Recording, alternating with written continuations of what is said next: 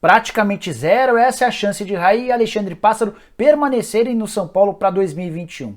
No vídeo de hoje do canal do Nicola, te dou todos os detalhes sobre essa informação. Quero te contar também com exclusividade quanto o Corinthians pede para negociar o Fagner em caso de proposta do Flamengo.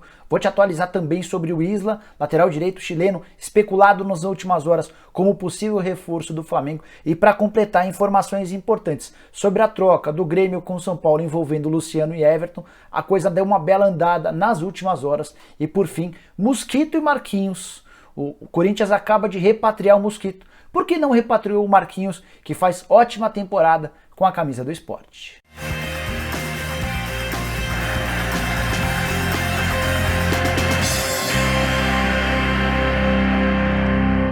Fala aí pessoal, sou o Jorge Nicola, bem-vindos a mais um vídeo do canal. Vídeo repleto de várias informações extremamente importantes envolvendo bastidores e mercado. Tenho certeza que você vai curtir, mas antes de conferir tudo que eu prometi agora há pouco, dá uma olhada nessa dica. Quer faturar uma grana extra com sua paixão pelos esportes e, é claro, com o futebol? Pensando nisso, a Bet4Plus chegou ao Brasil. No site da Bet4Plus você acompanha os principais eventos esportivos do mundo e, além disso, ainda acessa as melhores odds do Brasil. Aproveite o início do Brasileirão e a volta da Liga dos Campeões nessa semana para apostar agora mesmo da Bet4Plus. Inclusive, tem promoção exclusiva para os inscritos do canal do Nicola. Usando o promo code Nicola20, que está na descrição desse vídeo, você ganha R$20 na hora de apostar na Bet4Plus. Não fique de fora dessa, dê seu palpite e aposte agora mesmo na Bet4Plus.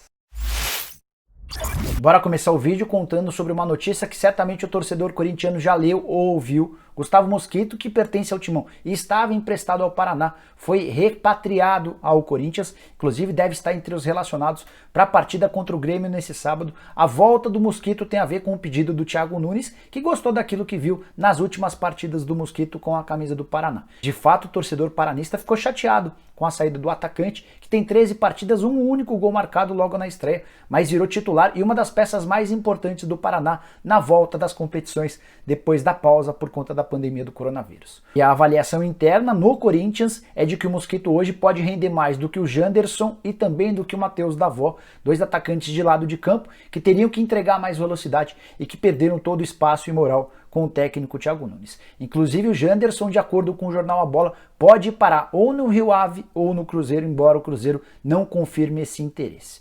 De qualquer maneira, o Gustavo Mosquito está de volta, mas muita gente dentro do próprio Corinthians questionou por que o Mosquito e não o Marquinhos, outro atacante que pertence ao Corinthians, 23 anos de idade, um ano mais velho do que o Mosquito e que está emprestado ao Sport. O Marquinhos, inclusive, é um dos artilheiros do Sport na temporada, são 4 gols marcados em 18 jogos, mesmo não sendo um centroavante de ofício, e sim um jogador de velocidade pelo lado do campo. Atacante descoberto na parceria com o Flamengo de Guarulhos e que já foi emprestado para vários clubes. Teve, por exemplo, no Bragantino, mais recentemente também passou pelo Bangu e pela Ponte Preta, até ser emprestado nessa temporada para o Sport. A opção, a decisão pelo Gustavo Mosquito foi do Thiago Nunes, a diretoria respeitou a opinião do treinador. E a partir de agora, todos os olhos voltados para o mais novo, velho reforço do Timão para o restante do brasileiro. Uma das perguntas que eu mais tenho recebido de vocês aqui no YouTube diz respeito àquela possibilidade que estava bem quente na quarta-feira da troca entre São Paulo e Grêmio, que envolveria a ida do Luciano saindo do Grêmio para o São Paulo e o Everton fazendo o caminho inverso. Na quarta o negócio estava quente, na quinta deu uma bela esfriada e pouco antes de eu gravar esse vídeo, na noite, quase na madrugada de sexta para sábado, uma pessoa do Grêmio me assegurou que o negócio voltou a esquentar. A frase desse dirigente gremista foi a seguinte, abre aspas, está bem perto de acontecer, fecha aspas. Algumas discrepâncias, algumas diferenças que existiam na quarta-feira, aos pouquinhos têm sido solucionadas. Queria te contar algumas delas. Uma coisa que incomodava o São Paulo era quanto o tricolor tinha em cima dos direitos econômicos do Everton na comparação com o Luciano e o Grêmio. São Paulo pagou 15 milhões de reais para ter o Everton 100% dos direitos econômicos. Já o Grêmio pagou bem menos, 5 milhões de reais para ter 50% dos direitos econômicos. E o São Paulo queria ficar com um percentual do Everton, além de 50%, toda a parte do Grêmio, para que o martelo fosse batido. Já o Grêmio, por sua vez, não concordava, e o fato de o Luciano ser 4 anos mais novo, 27, contra 31 do Everton, fazia com que o tricolor gaúcho imaginasse-se no direito de ficar com um percentual de uma venda futura do Luciano. Não sei te precisar como é que vai ficar essa questão dos percentuais, mas de acordo com a informação que eu obtive junto a um dirigente do Grêmio, essa parte já foi solucionada.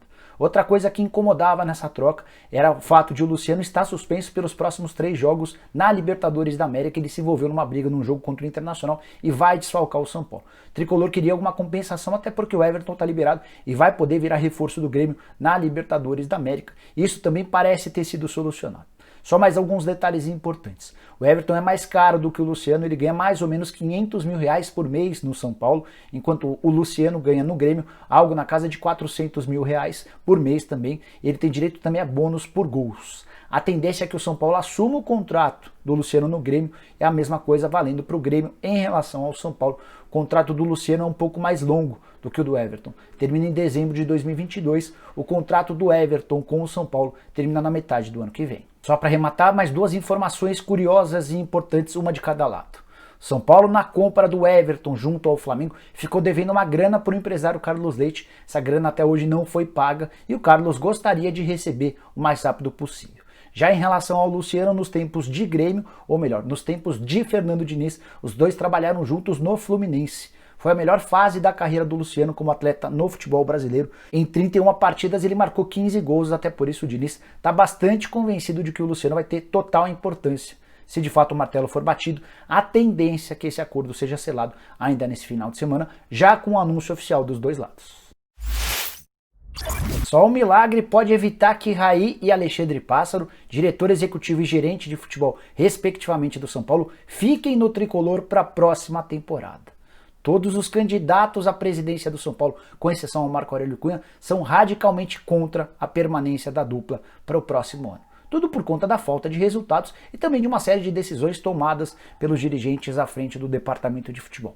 Contratações extremamente caras, o São Paulo foi o 3º clube que mais gastou nos últimos 5 anos, ainda que a gente tenha que levar em consideração que o Raí não está há 5 anos. Mas, de qualquer forma, vários dos reforços atuais custaram caríssimo, como por exemplo o Everton, de quem eu acabei de falar, com um custo de 15 milhões de reais. Jusilei foi outro escândalo, jogador que tinha um salário de 750 mil reais por mês, salário mais luvas de direitos de imagem, jogador que tinha um contrato extremamente longo e pouquíssima utilidade dentro de campo. Mas o que eu quero te dizer com essa informação é de que os candidatos à presidência do São Paulo não querem a permanência da dupla. Hoje o único candidato definido na eleição do tricolor marcada para o fim do ano é o Júlio Casares, que vai ter o apoio de 9 grupos políticos, é o grande favorito à vitória.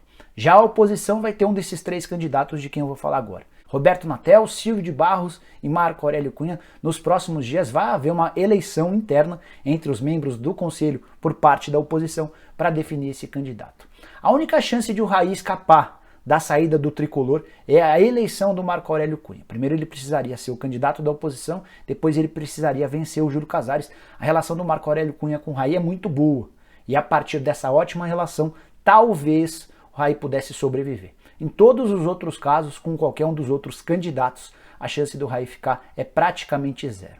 O fato dele ser um dos maiores ídolos da história do clube vai fazer com que o próximo presidente tenha algum cuidado na saída do Raí, mas o fato dele ter contrato somente até dezembro com o São Paulo certamente vai ajudar. Salário de 150 mil reais por mês, sim, o Raí como dirigente, como diretor executivo de futebol do São Paulo, fatura 150 mil reais mensais, quase o dobro na comparação do Alexandre Pássaro, que é o gerente de futebol do tricolor.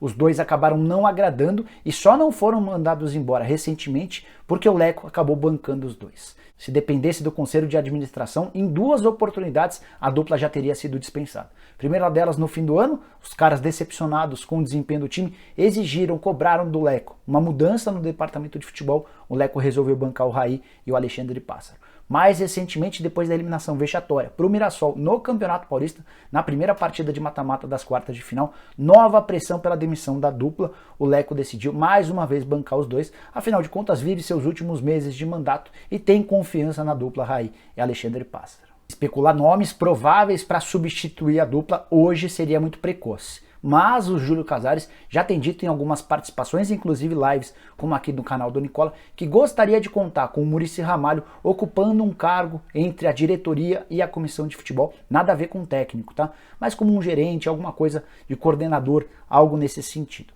Milton Cruz também é outro que tem grande chance de voltar ao São Paulo em caso de eleição do Júlio Casares. Já o treinador preferido de quase todos os candidatos é Rogério Ceni, como contei para vocês nesse vídeo gravado na última sexta-feira. Tenho certeza que você não viu, você vai curtir.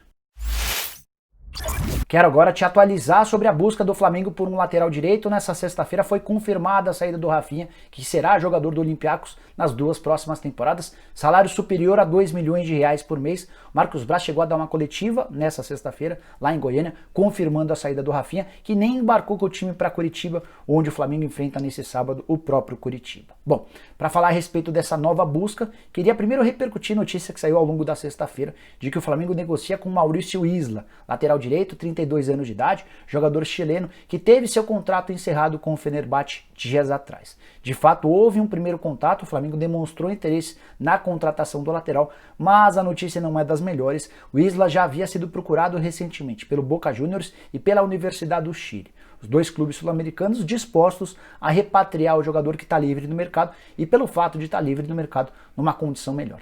Mas a esposa do Isla preferiu ou orientou o jogador a recusar as 2 ofertas, tanto do time argentino quanto do time chileno, tudo por causa da segurança que ela garante que a família tem na Europa. O fato de não ficar no Fenerbahçe não significa que ele não tem mais propostas do velho continente. O Isla recebeu recentemente 2 consultas, mais do que 2 consultas, foram 2 negociações abertas com o Betis e com o Valência. Na Espanha especula-se que o Betis é o grande favorito a ficar com o Isla. E se o Isla já disse não para o poderoso Boca Juniors e para um time gigante do país dele, o mais natural é que digo mesmo para o Flamengo. A partir daí o Flamengo vai precisar voltar suas atenções a outros laterais. E ao longo de toda a sexta-feira, muitos torcedores rubro-negros exigiram, cobraram, pediram o nome de Fagner. Justamente o Fagner, que já se envolveu em algumas polêmicas com o Flamengo, uma delas por conta de uma entrada muito forte no Ederson, que pertencia ao Flamengo e ficou um tempão sem jogar. O Fagner chegou a ser trending topics no Twitter nessa sexta-feira, tudo por conta do movimento dos torcedores rubro-negros pedindo a contratação do Fagner. O que eu fiz? Entrei em contato com o presidente do Corinthians, o André Sanches, para saber quais as condições no negócio. O que o Corinthians quer para liberar o Fagner para o Flamengo? E o André Sanches foi curto e grosso. Primeiro ele contou que a multa rescisória do Fagner hoje no Corinthians é de 105 milhões de reais, tá? 105 milhões de reais. Contrato até dezembro de 2022, contrato recém-renovado.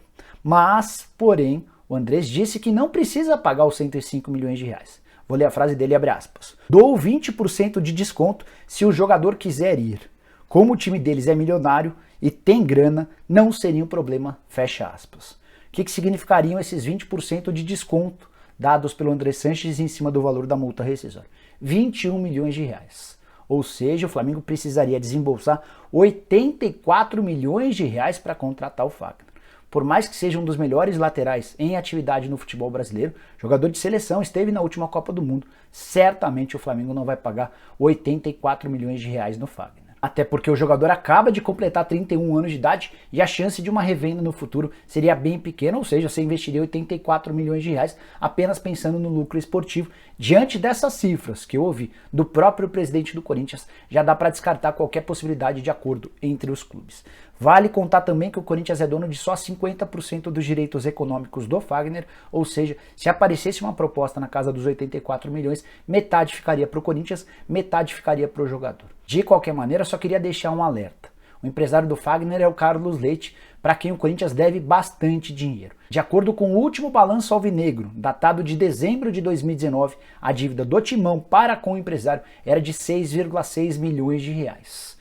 Fiquei pensando aqui, se o Fagner fizer enorme pressão e o Carlos Leite também cobrar que a negociação saia, será que o Andrés reduziria esse valor de 84 milhões de reais? Só o tempo vai dizer, mas antes o Flamengo precisa demonstrar interesse no Fagner. Até agora há muita especulação, há muitos pedidos por parte dos torcedores, mas em nenhum momento ninguém da diretoria do Flamengo demonstrou de fato vontade em contar com um lateral que foi recentemente da seleção brasileira. Bom, pessoal, eram essas as informações que eu queria dividir com vocês na manhã desse sábado. Espero que tenham curtido o vídeo e deixem um like por aqui. Quem ainda não se inscreveu no canal do Nicola, resolvemos esse problema agora mesmo. Só clicar no botãozinho vermelho de inscreva-se que aparece por aqui. Aproveita e aperta o sininho para ser notificado toda vez que eu fizer vídeo novo ou live. E para finalizar a saideira, queria pedir para você que ainda não é membro do canal do Nicola, para virar agora mesmo membro. É só clicar no botão que aparece aqui embaixo, um botão azul escrito Seja Membro. Você clica lá, escolhe qualquer um dos 5 planos que a gente disponibiliza. E logo de cara você já fica autorizado a participar do bolão do Nicola, que vai dar ao vencedor uma camisa oficial do time do coração, além de uma liga exclusiva do Cartola FC, que vai dar uma série de prêmios para aqueles que mandarem bem. Se você virar membro, pode entrar na comunidade e você já vai ver 2 tópicos exclusivos para membros, tratando sobre a liga do Cartola e também sobre o bolão. Beleza? A gente se vê qualquer hora. Tchau, tchau!